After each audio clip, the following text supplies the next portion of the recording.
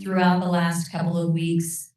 Your willingness to simply do what needed to be done in the moment was instrumental in ensuring that the safety of our students was priority number one, and the transparent communication to all of our stakeholders was paramount. Thank you. Mr. Norris.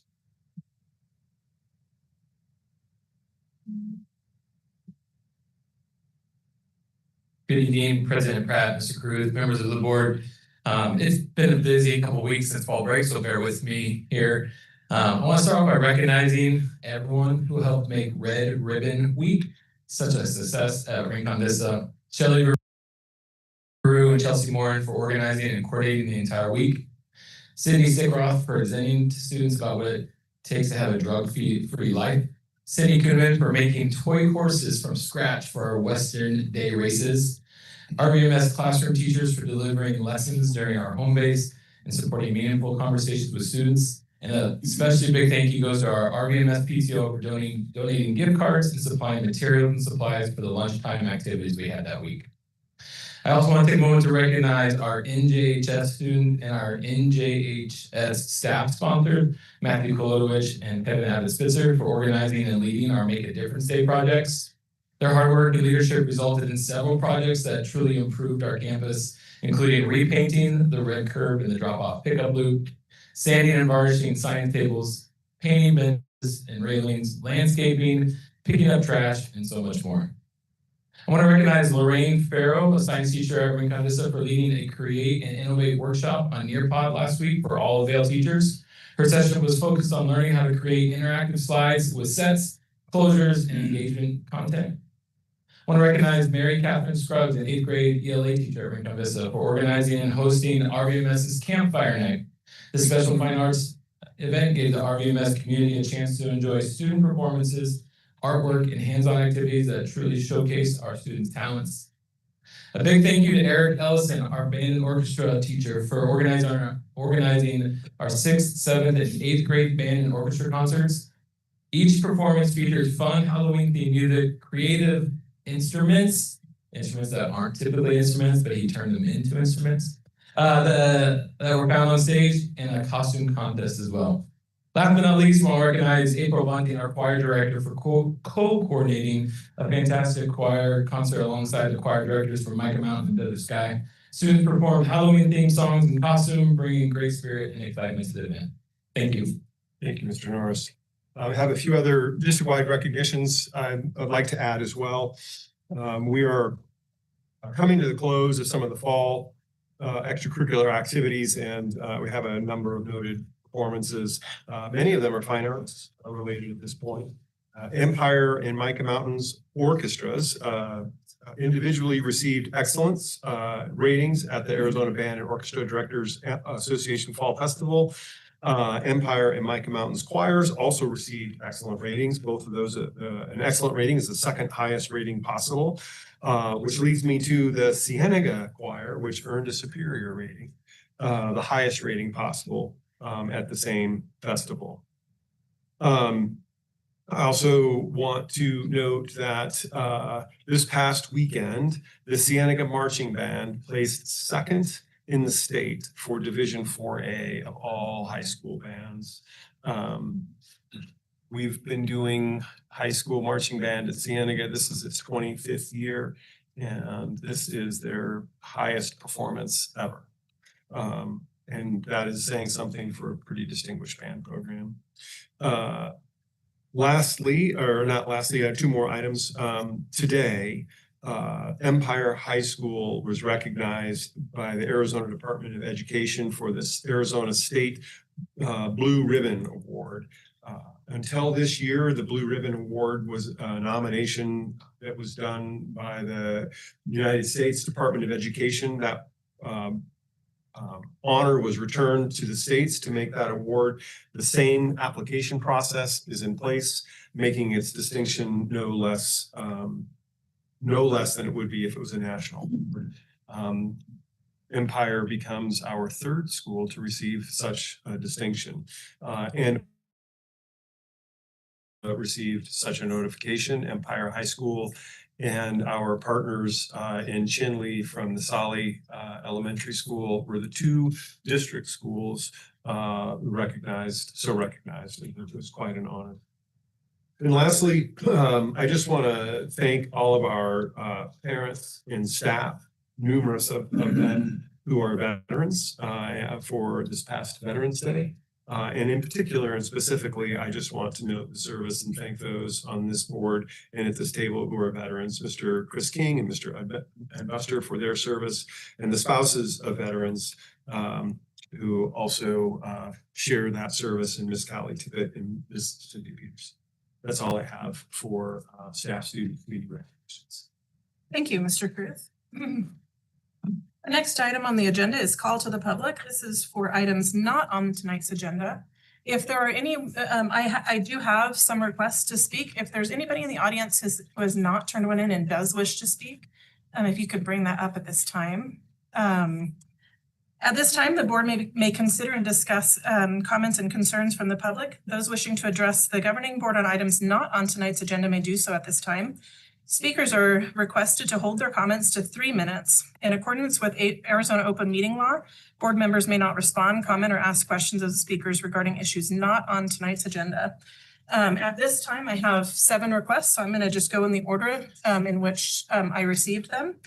The first person is Anastasia, so we'll have her go first, and then the next is Patty Martin. And I do respectfully ask your cooperation in adhering to the 3-minute time limit, just because it helps keep our meeting running smoothly. Thank you, Anastasia. Thank you for your time tonight. I'm here to speak in obvious fashion regarding what happened 2 weeks ago with some Cienega math teachers. It was a violation of trust, violation of honor in the school district, and as well as a violation of Arizona state law, specifically statute 15-203 on teacher certification and duties, which mandates that certified educators model appropriate behavior and avoid actions that promote harm or insensitivity. The Vail School District Governing Board policy has always had a policy regarding costumes and things worn during Halloween. I know because my son was here for a very long time. We used to get these emails every year. Prohibited attire and grooming, depicting or advocating violence, criminal activity, gang-related activity, use of alcohol, vaping, tobacco, or drugs, pornography, or hate speech are prohibited. It includes images, symbols, messages, or designs showing weapons, blood or gore, death, wounds, or any implication of harm or violence. To say that I was mortified at all the pictures and the notes that I was receiving on my phone the next morning on Saturday, November 1st, made me sick to see yet again that this school district was allowing such a thing to happen on its campus. Regardless of what anyone says, whether they think it's political or not, is irrelevant to me personally. Other people have their own thoughts. But coming on the heels, just coincidentally, of an assassination of a very popular leader in this country, and having shirts worn like that, all of them wearing the shirts, not just 1 or 2, but every one of them, was inexcusable and unwarranted. I had to actually look it up to make sure that it was actually happening, and it was. To say that the community was insulted by numerous comments from this board, specifically Mr. Chris King, and even you, John Caruth, insulting the intelligence of this community, saying that it's a lesson learned. This lesson has not been learned. Not by this board, not by the district teachers that committed this atrocity. To say that they all need to apologize is just an understatement. I think there needs to be firings at worst, suspensions at best, and I think the people that put those images out there for public consumption that started this forest fire also need to be dealt with. Thank you, Anastasia. Next, we have Patty Martin, and after Patty, we'll have Corey Williams. Hi, I'm Patty, a mom, a taxpayer in the community, and the chair of Turning Point Action, Pima County Moms Coalition. Halloween 2025, a group of math teachers wore a costume to Cienega High School in Vail, Arizona. The blood-soaked shirt said, "Problem solved. Your district is already contending with a damaged reputation from the events of 2021. I'm sure no one wishes to add to another incident to that record. There are teachers and staff in the district that are afraid to speak up regarding this issue." A local news channel tracked nearly 6 million views of the story, all people were asking what in a school needs to be resolved by bloodshed. The viewers stated that this is poor taste, poor judgment, and poor timing. Wearing a blood-soaked shirt saying "problem solved," whether last year, this year, or any year, is never the right time to convey a message to impressionable students that bloodshed is the way to solve problems. This is not a clever play on words. It's very disturbing and disgusting. To try to excuse wearing this for 2 years in a row and attempt to convince everyone that it was therefore acceptable is to think that we are foolish. Come on, you all know that you can't lie to a mama bear. In the last 7 years, there have been 1,413 individuals injured or lost their lives in school shootings, compared to the prior 48 years at 1,780. There are many dedicated and compassionate teachers and staff in the Vail School District. We are all a village who love and care for our students. We must do better and return to promoting reasonable discussions without resorting to violent language. The Vail School District dress code has already been addressed. For a small group within the district to dismiss the issues of wearing a violent shirt such as this shows a disregard for how the community perceives the issue and the imagery of promoting violence. This is especially concerning given the current raw emotions of a very public execution that sent shockwaves around the world, with roughly 121 million people mourning and watching the memorial service. To suggest that this event was not on anyone's mind, frankly, is gaslighting. Moving forward, we, as concerned mama bears, hope and pray that the Vail School District rectifies the situation, perhaps a statement expressing genuine regret without excuses, or even a shirt burning event shared on social media. The eyes of the nation is watching for you guys to take action. Thank you, Ms. Martin. I do want to follow up with you. The email address, I can't read the last few. RusticsRedLabs@gmail. Red Labs. Okay. Thank you. All right. We have Corey Williams next, and then Rachel Keschel next after her. Hi there, I am Corey Williams. I am the chair of Turning Point Action's Mom Coalition, Santa Cruz. I echo the sentiment of all the previous speakers. To say the least, waking up Saturday to the image of the math teachers was quite shocking, as I said, to say the least. I showed the image to my husband, who is a retired law enforcement. I did not preface the image, nor did I give him any background information. My husband is a pragmatic person, to say the least. In his training, in his 25 years of law enforcement, is trained to think quite objectively about things. I showed him the image and I said, "What do you think of this photo?" He said, "I think these people are mocking Charlie Kirk's assassination." Nothing else was said beyond that. I then sent that image up my chain of command, because that's what I am trained to do as well. This shirt is iconic. It is iconic because my boss, this was the last shirt he was wearing.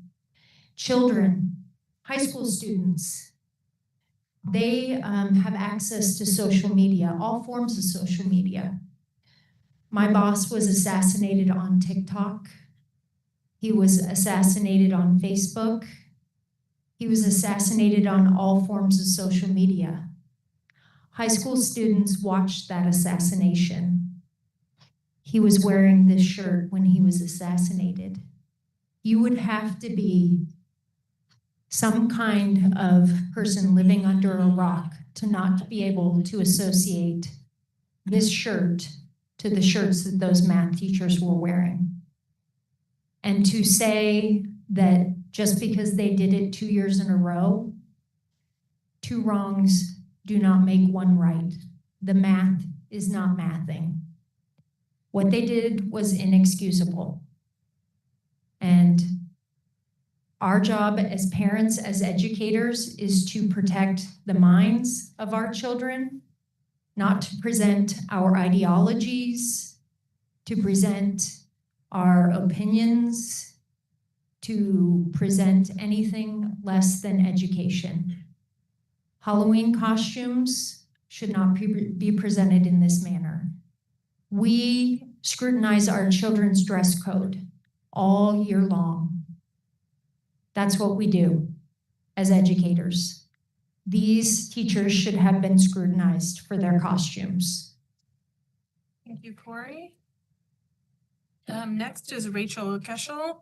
And after Rachel, we have Matt Ricka, I think. I apologize if I mispronounced your name. Rachel. Hello, board. My name is Rachel Keschel. I am a prior Vail parent, potentially future Vail parent, we'll see, and a current state representative for many of your parents and teachers in the Vail district. I'm not going to focus a lot on the Charlie Kirk portion of this. What I'm going to focus on is a lack of transparency and a lack of ownership right from the beginning that I think would have been very helpful to let this flow over a lot more quickly than it did. It's my job as the representative of many of your parents and teachers to represent them, and that is what I did. I do want to say I appreciate Mr. Caruth taking a phone call from me.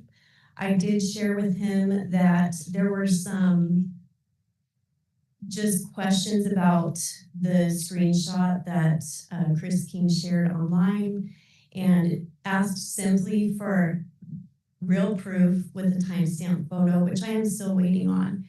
And the reason that I was pushing so hard on that, I really did want to go out and clear the air for everybody involved. Now, aside from Charlie Kirk, I did have many parents call me, and the concern was more of the condoning of murder and potentially even suicide. 2 of my high school students who are now adults, but when they were in high school, were at Micah Mountain when one of their classmates jumped off of the bleachers and committed suicide. And unfortunately, many of the parents said the same to me, that those shirts, not only did they seem to promote potentially murder to solve a problem, that teen suicide, which is actually very high in the Vail School District, that it also potentially kind of triggered them with that. So that was a problem. And one of the other things that I want to mention aside from all of this that's concerning to me, I've had numerous teachers, current and prior teachers and parents tell me that some of what, as I shared with Mr. Caruth, some took as a cover up with just not a lot of transparency in this situation, seems to be something that occurs often in their opinion.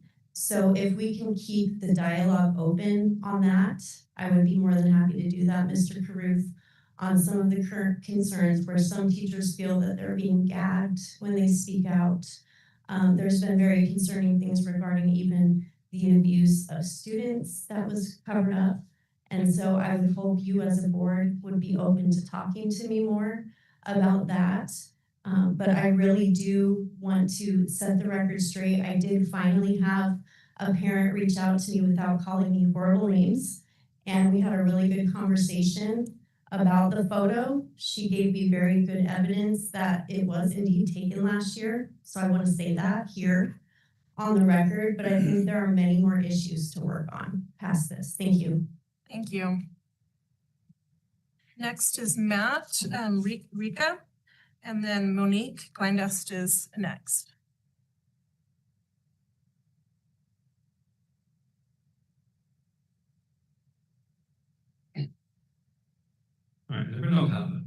space myself from microphones. Is this okay? Perfect. Okay, perfect.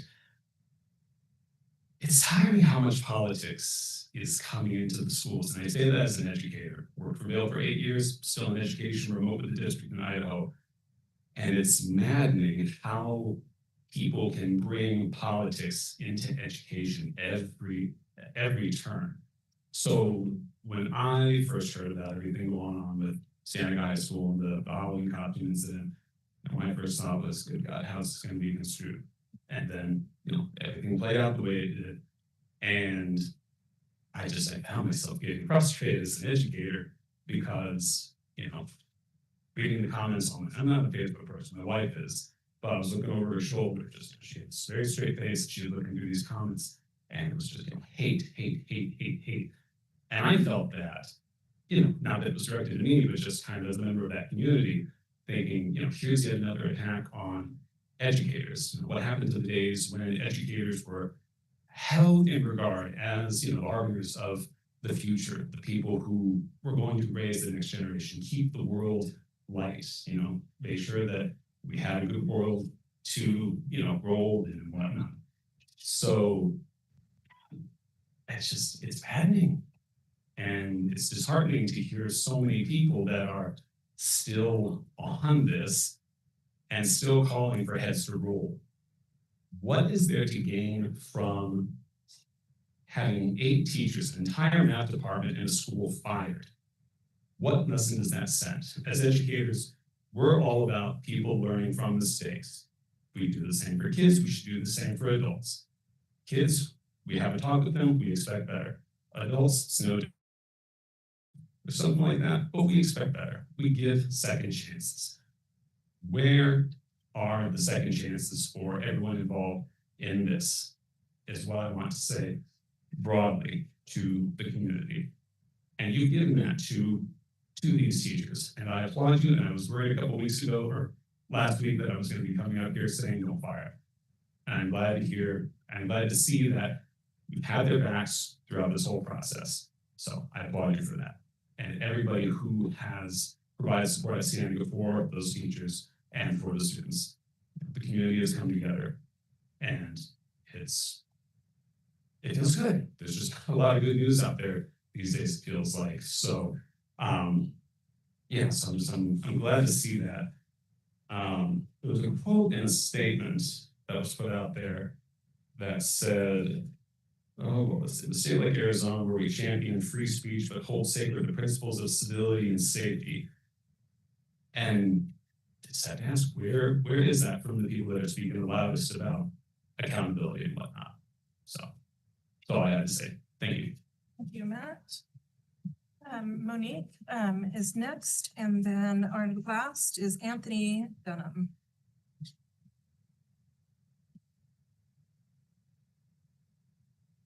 This is making me very nervous, y'all.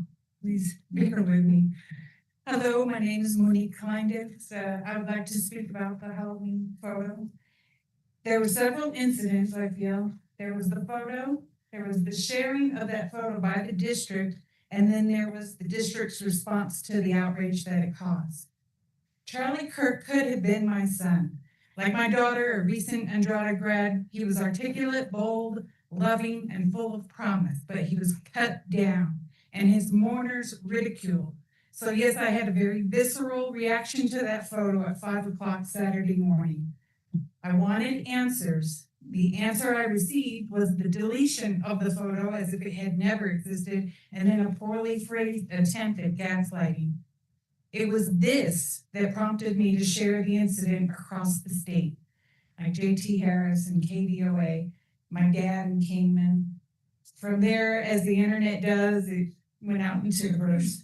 Calls for doxing, firing, or killing are abhorrent to me and to the people I associate with. Believe me though, the right wing takes very seriously these days the threat of violence, and I understand why y'all are so cautious. With your assurance that these shirts will no longer represent the Vail School District, I feel that my petition has been seen, that my voice has been heard, and I thank you for your time. Y'all did great. Thank you, Monique. I know it's hard to come and speak, so I appreciate you coming.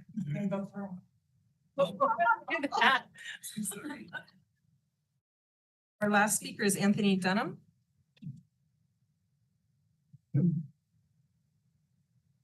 evening, Superintendent Karoth, board members, President Pratt. Parents here, thank you for your time this evening.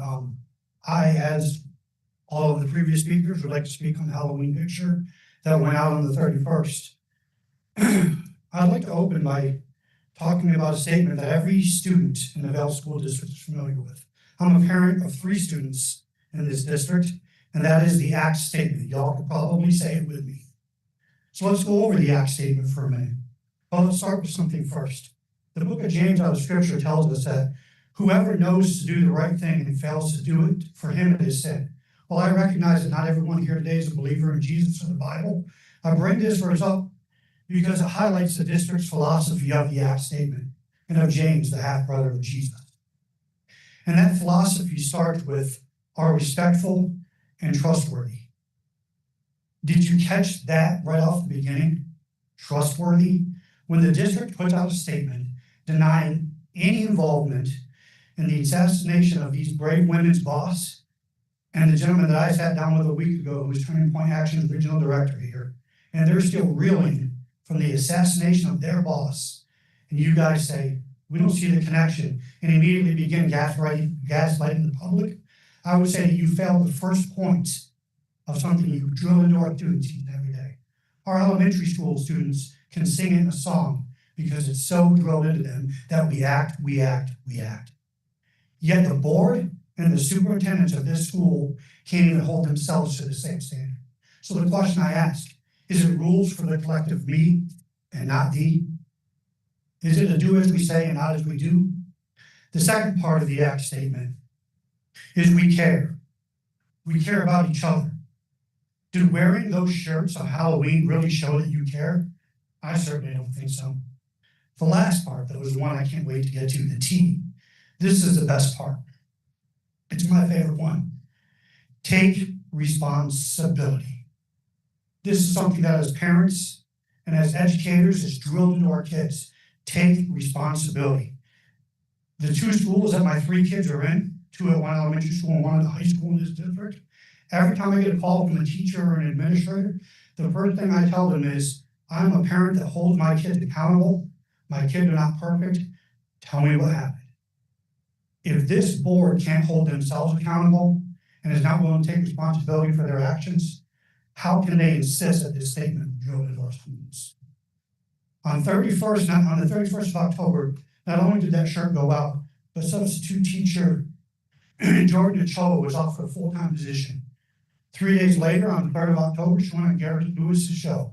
In the following days, she was sent a letter of termination from the Assistant Superintendent of Administration. I am therefore asking that this board, the Assistant Superintendent of Administration, and Superintendent Carell take responsibility for your actions and immediately resign from your positions. Thank you. Thank you, Mr. Dunham.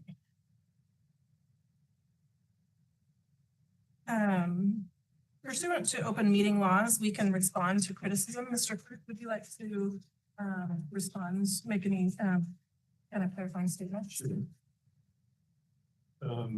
First and foremost, I want to say all who saw that image. Excuse me, could you speak into the microphone? I can't hear you.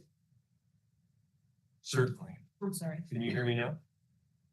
Can you hear me now? A little better, thank you. John or Micah, help me out.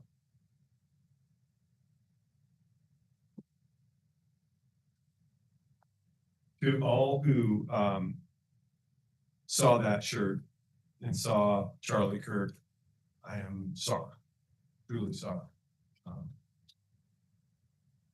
Just leave it at that. I think the rest of it is well documented. I don't want to go back over all of that. Other than to say 2 things can be true. And people can see that image and know that and that is what the perception is. It is also true that good people could have worn that shirt, did wear that shirt, and that was absolutely not. their intent. And that's the summary of the story. And obviously, in hindsight, everyone feels horrible about that.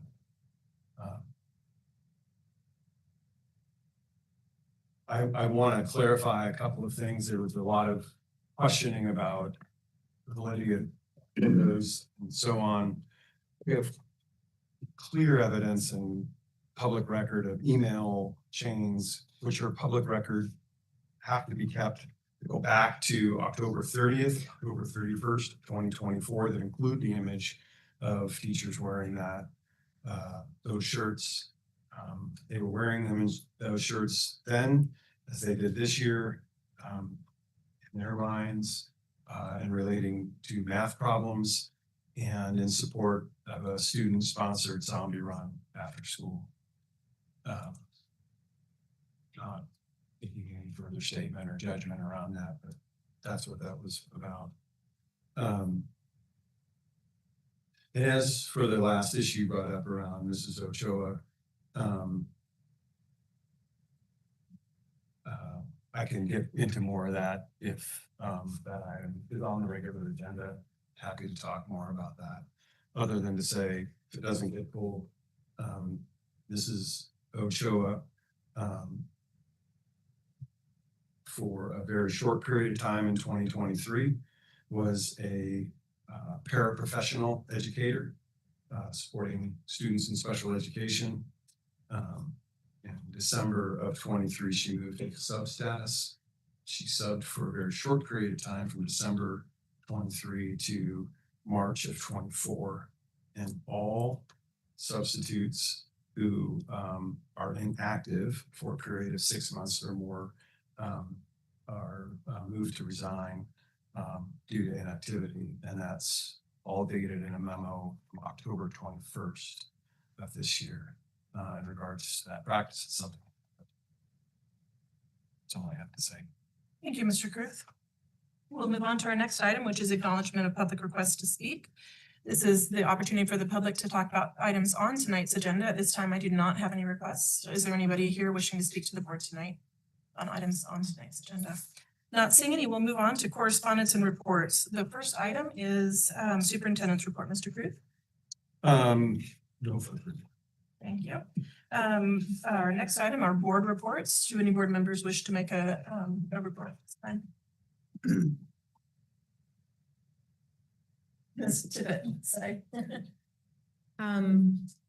Had the privilege of attending Cienega's performance at the state swim finals this past weekend, and want to highlight one special performance. Michael Hess, who is a sophomore, won the 100 butterfly, which is an incredibly difficult race.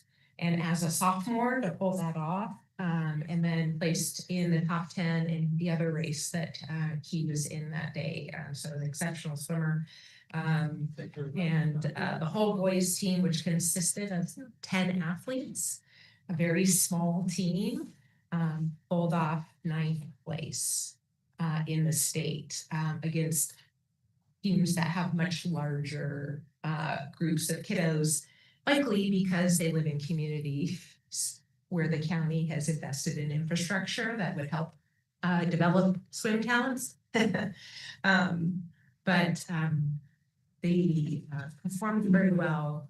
They represented Cienega very well and our school district very well. It was a really wonderful, beautiful weekend. Wanted to especially highlight Michael Hess and his accomplishments. And he has 2 more years to outdo himself. That is amazing. Well, it'll be fun to see what he does these next 2 years. Yeah. Thank you, Ms. Tippett. Did I see Mr. Buster that you have one? Sure. I'll go Okay. next. Well, first and foremost, I want to say that I had the honor, along with several of the other board members, as well as Mr. Cruz, to represent our district in engaging in several impactful events that reflect the strength, the innovation, collaborations, or collaborative spirit of our community. And some of these items include the Vail Unified School District site tours. We got the opportunity to go to Mesquite Elementary as well as Micah Mountain High School. All I can say is the staff, principals, leadership, the students were just absolutely phenomenal. We got to observe their operations as well as their connections, specifically to staff and programs and progress, and identify some really outstanding individuals within our midst that educate our kids each and every day. Had the opportunity to go to the STEAM night and star party over at Esmond Station Elementary. Joined families and educators in joyful evening of science, creativity, celestial exploration. And it was really an inspiring showcase of student curiosity. And when I say student curiosity, it really gives me a joyous heart when I see young people engaging in these activities and you see their parents, hey, let me play with that. It just does the heart good, because in each of us is a child, is a student, is someone that wants to continue learning. And it was, you knew that you affected their homes. They were going to bring these phenomenal experience home as a family, as a community. It's just the way it should be. Also had the opportunity to join the Connection crew and basically have the opportunity to celebrate one individual that is voted amongst their peers that celebrates leadership and dedication, and that was Taylor Silva. And she just exemplifies the heart and soul of our community.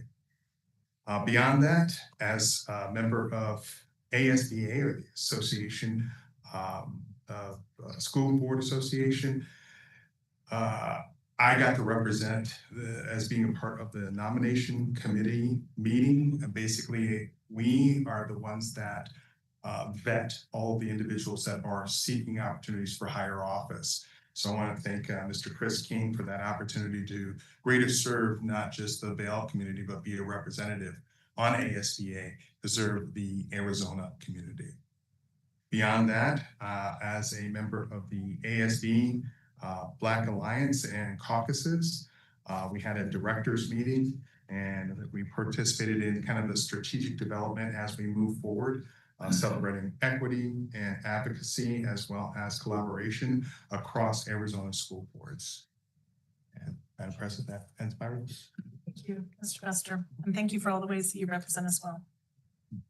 Mr. King, do you have a report? Absolutely. So one of the things that we did over the last couple of weeks is we did site visits out in Mesquite and Micah Mountain. And I will say that one of the coolest things I got to see over at Mesquite was second graders actually being taught in Mandarin Chinese and responding in Mandarin Chinese like they were natural. I mean, like they were naturally born. It was like one of those truly amazing things. And I was talking to some people in Phoenix about it today, and they're like, we want our kids to do that. Can you show us how it's done? So Superintendent Ruth, that may actually maybe a phone call you're getting soon. So I also met with, it was yesterday, Monday. I also met with Pima County School Superintendent, Dustin Williams and staff, as well as Peggy Benson-Runyon, Chef Stephanie, and Trina Lakin, the wellness coordinator from Mesquite, about expanding the junior chef competition to a county-wide event. And that looks like it's going to take place at the end of the school year. So we are really, really trying to get that wellness piece expanded outside. So I also gave a Veterans Day speech yesterday at Fellowship Square to about 100 residents. It was actually received pretty well. And I have two well wishes. On Monday, the 10th of November, I wanted to wish all the Marines in the district a very happy 250th birthday. And yesterday, a happy Veterans Day to all in the Vail School District. So that concludes my report. Thank you, Mr. King. I also attended the visit to Micah Mountain High School and Mesquite Elementary. It's always wonderful to be out on our campuses, seeing the wonderful things that are happening at each of our sites, and to see the students and the connection that they have with all of our staff. It's just a great opportunity. I want to thank each of the administrators. I know it's maybe just a little bit of an added stress just to have visitors, and they prepared well. And so I just want to say thank you for their hospitality. I also attended a reality check lunch today at Vail Academy with Mr. Cruth. It was a wonderful opportunity to connect with staff. I actually didn't know a single staff member, obviously besides Mr. Cruth, that we had lunch with today, and it's wonderful to get to know our staff, to be able to thank them for all that they do, and to be able to hear and talk about concerns that they may have or questions. So I'm grateful for that opportunity. Thank you, Ms. Peterson, for always getting this set up. If there's no other board reports, then we will move on to the consent agenda. All items listed below are consent matters and will be considered by one motion at this time.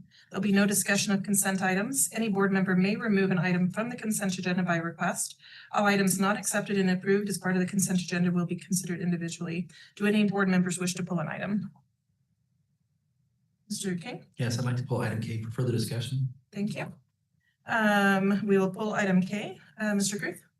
Thank you, President Pratt, members of the board. I make the recommendation the Vail School District Governing Board approve all items on the consent agenda as presented with the exception of item K. Thank you. I'll accept a motion. Motion to approve as presented. Second. Thank you, Mr. Buster and Mr. King. I'll call for the vote. All those in favor, please signify by saying aye. Aye. Any opposed? Not seeing any, the motion carries. We will now discuss item K, which is resignations. Mr. Cruth? Thank you. I'll go ahead and read the recommendation. It's recommended that the Vail School District Governing Board accept the resignations of the following certified, professional, support staff, and substitute members as presented. Thank you. I'll accept a motion. So moved. Mr. King and Ms. Tippett, comments or questions? We'll start with you, Mr. King. Yes, the question was brought up during the call to the public regarding this item, regarding a paraprofessional who was resigned due to inactivity. Is there a way we can go into that a little bit more?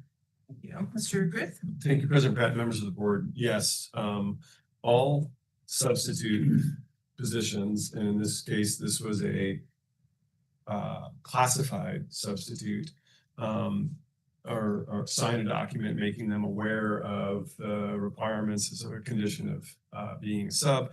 One of those is that they are actively engaged in that process of being a substitute. We ask that they regularly seek substitute positions within a 6 months period of time, ideally 15 or more in that time period. And they are notified at that point that if they do not do that, that they will be their resignation will be brought forward to the board due to inactivity. Our human resource staff does that periodically to keep our sub pool with a group of people who are actively wanting to sub for our school district. All substitutes who are active in that pool receive regular weekly emails notifying them and communications notifying them of availability of sub positions. In this case, that would be paraprofessional positions that would be available. Mrs. Ochoa was moved from a paraprofessional position, asked to be moved to sub status on November 30th of 2023. And she worked a handful of times between that date and March 8th of 2024. And then since March 8th of 2024, in spite of receiving regular weekly communications to be a substitute, she did not take on any substitute positions. And in a memo, internal memo dated October 21st of 2025, our Human Resources Department compiled a list of 14 people who, like Mrs. Ochoa, were inactive due to their participation and acceptance of jobs. And that is brought forward to you as a part of this action item. It's listed as resignations due to inactivity. Mrs. Ochoa is one of the 14 people listed on that. Their last days, all 14 of them, their last days are represented in the last day of picking up a substitute position. So all of them are being recommended. The recommendation is the resignation due to their inactivity. Thank you. Do you have any follow-up questions, Mr. King? So, I know there was some confusion on whether or not Ms. Ochoa was a teacher versus a paraprofessional. Can you draw that distinction? And if she was a teacher, was there ever a teaching certificate awarded by the state that was presented to the school district? Thank you. Good question, Mr. Carruth. I'm looking at Mrs. Emsley on that. Mrs. Ochoa never presented any information that would have indicated that she would be a teacher. She was only hired as a paraprofessional position and then moved to substatus as a classified substitute. Okay, thank you. I have a couple follow-ups. Yes, can you draw the distinction between a classified substitute and a certified substitute? Mr. Carruth. Thank you, President Pratt and members of the board, Mr. King. As a substitute teacher position meets qualifications to deliver instruction in classrooms as a substitute teacher. A classified substitute has not met the threshold necessary or has not provided supporting documentation necessary to meet the threshold to be a substitute teacher. Therefore, this is a classified substitute. That's what they bring forward. And they can only work in classified positions that don't have the requirements necessary to be a classroom teacher. Okay, so what would some of those distinctions be for classified? Would that be educational? Would that be time frame? Would that be, what are some of those distinctions between that classified / certified staff? Mr. Carruth. Mrs. Pratt, Mr. King, I'm going to ask Mrs. Emsley to address that because I want to make sure that we're providing accurate information. Mrs. Emsley. Thank you, President Pratt. Superintendent Cruz, I appreciate your time. Members of the governing board. So the question was, just so I can repeat it, what's the distinction between the two, a classified employee and a certified, or a classified substitute and a certified substitute? So like Mr. Cruz said, there are, certification requirements in order to be a teacher. However, I also want to note that it's also interest level. So if an employee is interested in becoming a substitute teacher, they have to have the certification. However, somebody with the certification could also choose to be a substitute that's classified. The types of other qualifications that they need to have to be a classified substitute are a high school diploma and really a love for working with kids. That's what we look for when we're hiring for our classified substitutes. Okay, thank you. Thank you, Mrs. Emsley. Mr. King. There was one other thing that was actually brought out regarding Ms. Ochoa being a whistleblower. As somebody who was already pending resignation due to inactivity, would that actually be qualified or protected as whistleblower status? Is there something that she would have had to done to identify herself as a whistleblower? Thank you, Mr. King. Mr. Carruth. Thank you, President Pratt. Mr. King, Emsley.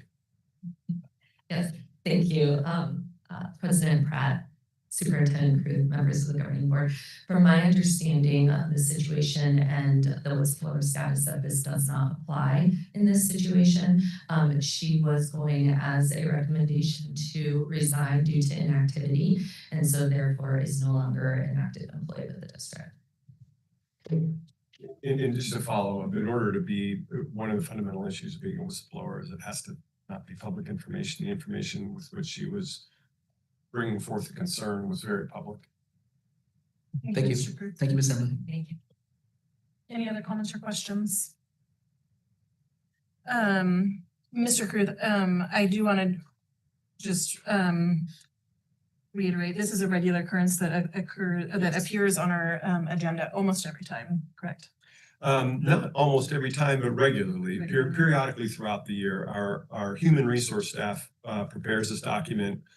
I just say regularly, several times a year, in order to keep those that are in our subpool, both certified and classified, as an active group, so that we're sending out information to people who want to take those jobs.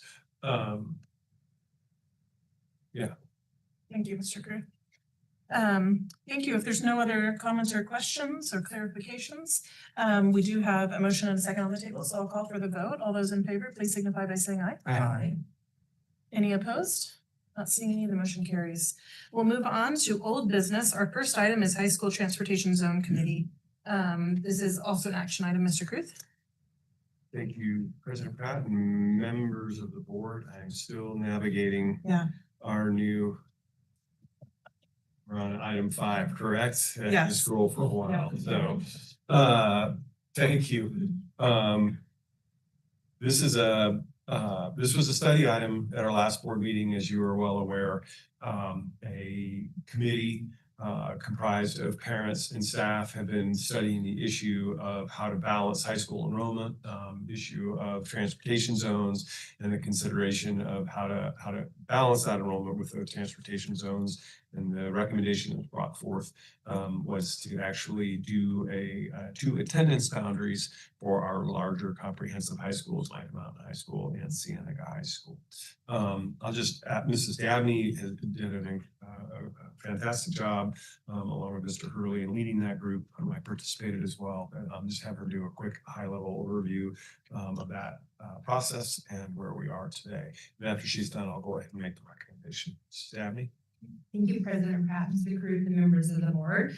Like Mr. Cruz said, this was an item that was studied in detail during a study session at our last board meeting, and then also as a study item at our October 28th board meeting. And it's before you tonight as an action item. Earlier this fall, the district convened a high school transportation zone committee composed of parents and school staff from our Vail high schools and middle schools. The committee was asked to study enrollment trends and provide a recommendation to help address overcrowding in Micah Mountain High School while maintaining the strong tradition of school choice that defines Vail and how we do high school in Vail. After careful study, the committee is recommending that attendance boundaries be created for our 2 large comprehensive high schools, Micah Mountain High School and Cienega High School. All other Vail high schools, including Empire, Endrada, Vail Academy and High School, the VIC, will remain schools of choice under this recommendation, open to families district-wide with transportation provided. The proposed boundaries, attendance boundaries for Cienega and Micah Mountain are included in your background information. With this recommendation, administration anticipates 100 open seats for students and families outside of the Micah Mountain attendance boundary, making Micah Mountain a viable choice option for families again, which currently right now it's not. It's also important to note that siblings of current Micah Mountain students will be able to attend Micah if they so choose, regardless of where they live. In addition, this recommendation also includes a year of grandfathered transportation for students living in the impacted neighborhoods. Transportation will be continued to be provided in the 26-27 school year, but not beyond. All 8th grade families and current Micah Mountain families have received a communication regarding this recommendation. And the vast majority of responses that I've received have merely been questions that I've been able to clarify. We've had fewer than 10 responses that have been concerns, and mainly those concerns are in regards to proximity and the proximity issue of Rita Ranch and the I-10 corridor to Micah Mountain and just that reality. And then there's also been a response regarding kind of the legacy sibling priority and a concern regarding that. But other than that, the responses really have just been questions. And so with that, I will turn it over to Mr. Cruz. Yeah, I'm going to go ahead and make the recommendations, and I'm happy to open it for questions. It's recommended the Vail School District Governing Board approve the high school attendance boundaries for the 2 large comprehensive high schools, Cienega High School and Micah Mountain High School, as presented. Thank you. I'll accept the motion. We make a Motion motion to approve as presented. All right, Mr. Bester, Mr. King, seconds. Comments or questions? Yeah, I wasn't gonna get her. No. Take a step back, huh? Right. Yeah. Comments or any, Mr. King, do you have a question or comment? No, okay. Oh, Ms. Tippett, sorry.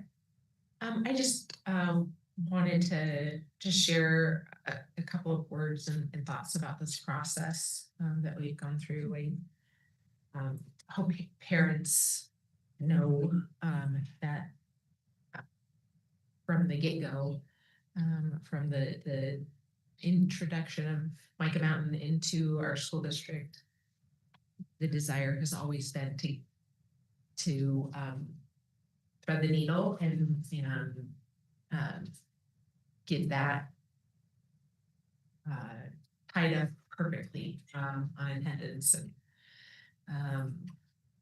I recognize that, this is our second change since Mike Mountain has been a choice.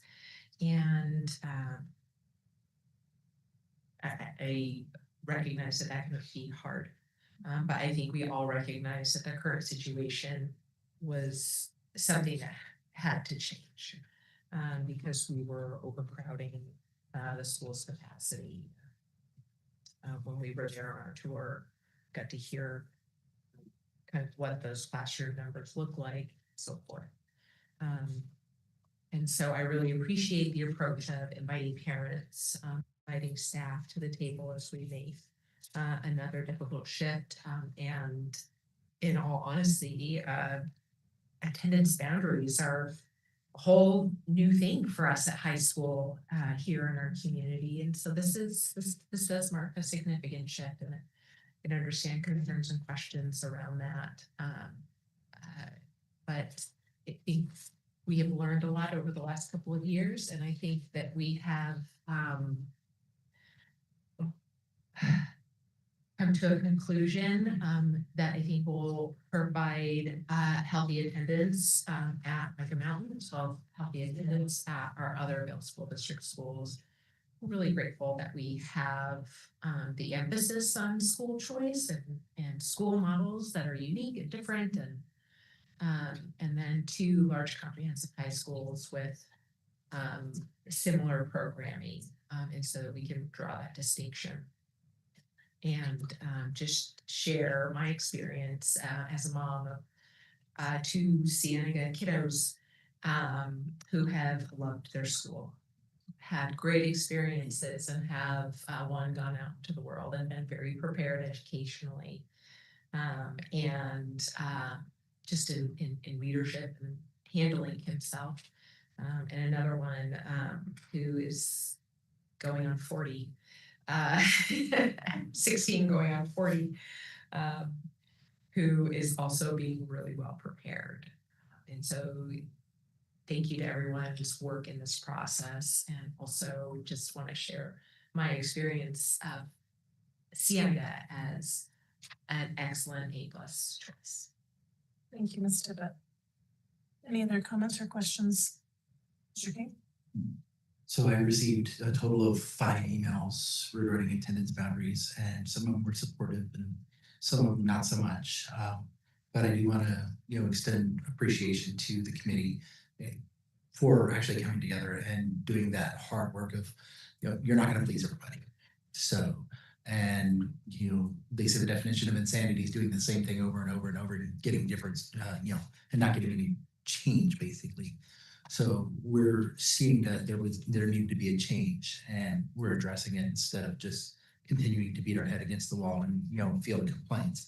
So I want to thank the committee for actually coming together and bringing this presentation. So, Mr. King, Mr. Bester. Just quickly, I concur with both board members in regards to received some interesting conversations, some emails that were positive, some not so positive, but fundamentally, all were very appreciative of transparency, openness across the community, letting people have a voice in what was going on and bring other options to the table, that they were not just easily dismissed, and inevitably allowing us to continue on this path to granting school choice across the spectrum. In a perfect world, these are good growing pains. This allows our community to have that voice, that stakeholdership at the table as we move forward. So good problems. Thank you, Mr. Bester. I appreciate the information that Ms. Tippett has provided. I think that you know, none of us wanted to come back a couple years later after we made another change or a change originally. Change is hard, it's disruptive, it's certainly not our goal. But as Mr. Buster said, it's also a good problem in the sense that we're growing and I also think it's important that families truly do have choice. Right now, in the last 2 years, I would say there were for many families, there was no choice if they desired to go to Mica Mountain. So I appreciate the hard work of the committee, as Mr. King said, looking at this problem. I love last time you brought in the actual diagrams of all the neighborhoods, and they, you know, you guys actually like physically put them on maps and decided, you know, some of those things. Those are hard decisions and it takes a lot of time. So I appreciate them going through all the options and looking at all the ways that families are impacted. I know last time it was stated there's really no perfect solution here. There's no solution that's going to solve the issue that we need to solve and then leave every family unaffected. And that's a hard truth. But I do think that there's been a lot of thoughtful consideration on this item, so I appreciate that and thank you for leading that. If there's no other, Mr. Cruz, do you have anything to add? If there's no other comments or questions at this time, I'll call for the vote. All those in favor, please signify by saying aye. Aye. Any opposed? Not seeing any, the motion carries. Thank you. Our next item, we're going to move on to new business. Our next item is RFP 26-007-30. It's advertising services, also an action item. Mr. Cruz. Thank you, President Pat, members of the board. Before you for consideration is the approval of an RFP for advertising services, specifically to help our human resource department, our communication department promote district issues with the intent of increasing recruitment and enrollment and working through that process. We've got great staff, but recognize that we need a media partner in order to be able to amplify the good work that is happening here. That RFP was put out on the street. There were 11 responses to that proposal. Following all the procurement rules and regulations, the committee used an evaluation tool process to whittle that down to 6 that were then brought in for presentations. After those 6, one was selected for recommendation, and that's what's before you this evening. So I'll go ahead and make the recommendation that the Vail School District Governing Board award RFP 26-007-30 advertising services as a single award to vendor MOB Media as presented. Thank you. I'll accept the motion. I'll move. Second. And Mr. King. Comments or questions? Mr. King? Yeah, I think it's a really good idea that we actually have somebody outside that is going to amplify the voices of all the positive that's going on in the district. We've had metric ton of good things that have happened that the community doesn't really realize. I was at a meeting on Saturday with Representative Gail Griffin, and she's like, all I hear from the loud noises is the bad stuff, but I never hear the good stuff. So maybe this will be the opportunity for the district to really amplify the good stuff that we've got going on, whether it's our CTE programs, it's our kids getting accepted to Ivy League schools, whether it's our kids being accepted to service academies, whatever it is, something that this has the opportunity to really amplify the positives that are going on in the district. So I think this is a good idea. Thank you, Mr. King. Any other comments or questions? If not, go ahead. No, I was just going to say I couldn't agree with Mr. King more. The district has grown and grown so well that this particular department is just strained with so many different wonderful positive events and activities. And now that we're at 2,300 plus staff that are phenomenal across the spectrum, and we have 15,500 plus students that are doing great things out there, we want to go ahead and share the incredible things that this district does on a regular and consecutive basis without missing a beat. We do things and we do things so well, and we want to share them with our internal stakeholders as well as our external stakeholders, this is the right place, right decision at the right time. Mr. Buster. Mr. King. Do you have a follow-up question? Will this media group be working in collaboration with our communications department? Great questions. Thank you, President Pratt, and members of the board. Short answer is yes. And I just, it's not to take the role of our communications department. It's really just to amplify the things that we're doing and place them in places that will receive more notice. Is that correct, Mrs. Emsley? Okay, thank you. Thank you. If there are no other comments or questions, then I will call for the vote. All those in favor, please signify by saying aye. Aye. Aye. Any opposed? Not seeing any, the motion carries. We'll move on to our second item under new business, which is ASBA policy advisories 876 through 905. This is a study item, Mr. Booth. Thank you, President Pratt, members of the board. As you're aware of, the Arizona School Board Association Policy Service is going through a process right now to update the language and revise the policy manual. Not so much, not in relation to recent legal changes, but really in an attempt to clarify and streamline the policies. The policies that have substantive changes related to legal changes in the last legislative session or other legal matters that have been settled over the last year have been dealt with. This is just so that isn't a part of what this process is, or this batch, I would say, is represented in front of you. So this has to do with all policies in policy section D, which focus around finance and purchasing and financial management of the school district. Mrs. Quiros isn't here tonight, but she would tell you the Arizona Code of Regulations, U.S. Code of Federal Regulations, the Auditor General, the Title 15, all of those things. She knows at the back of her hand and guide or provide the guardrails around what we do for fiscal management. Those are not the changes that are being represented here. That's just simple language cleanup, and the board needs to vote on things when policies are deleted or policies are combined. That's what the language is in front of you. So I didn't provide a more detailed summary of that to you because this particular batch of policies are pretty much straightforward as far as language cleanup. So it's a study item, but just wanted to bring that forward as to why we'll bring it back with an intent for recommendation for action at the next board meeting. But just want to provide a little more background. Thank you, Mr. Griff. Are there any comments or questions? This is study item, Mr. Buster. Just a point of information, Ms. Quiros? Yeah. Thank you, Mr.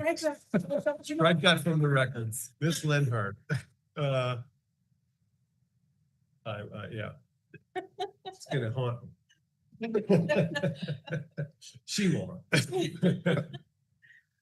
Good catch, Mr. Buster, keeping us all straight. That's why she's the detailed finance. Yeah. All right, any other comments, questions, clarifications, corrections? All right, thank you. Our next item is executive session. At this time, I will accept a motion to enter into executive session. Make a motion to go into executive session at 8:14 p.m. Perfect, thank you. And we'll have a brief recess by